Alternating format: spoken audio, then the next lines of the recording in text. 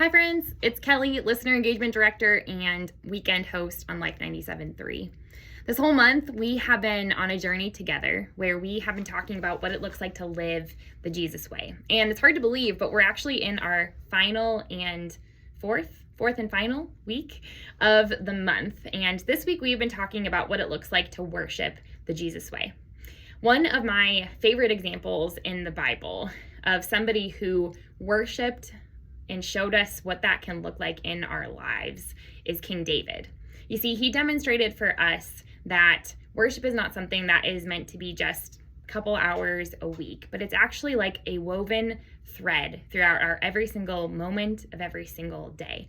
Our lives, every single moment is an opportunity for us to worship God through whatever we're doing and whatever he's called us to.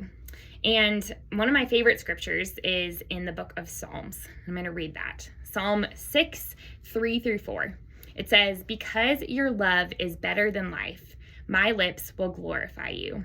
I will praise you as long as I live, and in your name I will lift up my hands." You see, King David was one of those guys that, man, I wish that I could meet him. I look forward to that someday. But he was one of those guys that just lived with an abandon to God. He was not ashamed of who he loved and who loved him and who he was worshiping. He lived his every single day in gratitude for the grace that he was given to God. And that was demonstrated through his life. You see, David was somebody who, it's not like his life was perfect. He actually made a lot of huge mistakes. He sinned and he fell short of God's glory. And I read about David and I see myself sometimes in that, because I see the ways in which I want to live my life in a way that is honoring to him, and I'm trying. Maybe you're like, I'm trying, God.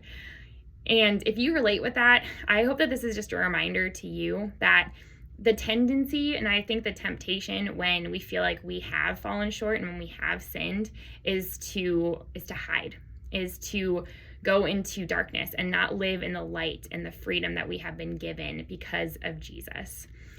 God looks at you and he says, "You are my child and I have better for you."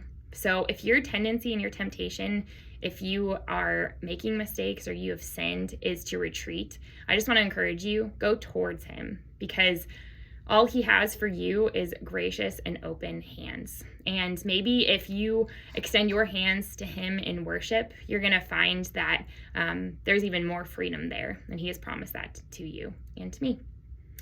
You are joining us on this journey this month, and we're so pleased that you've chosen to do that.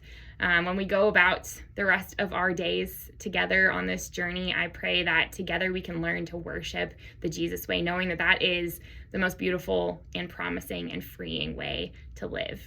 You can still join us at life973.com. There's more resources there and even some journaling prompts and pages that you can print off. Thanks for joining us this month. Let's keep living and loving and learning together.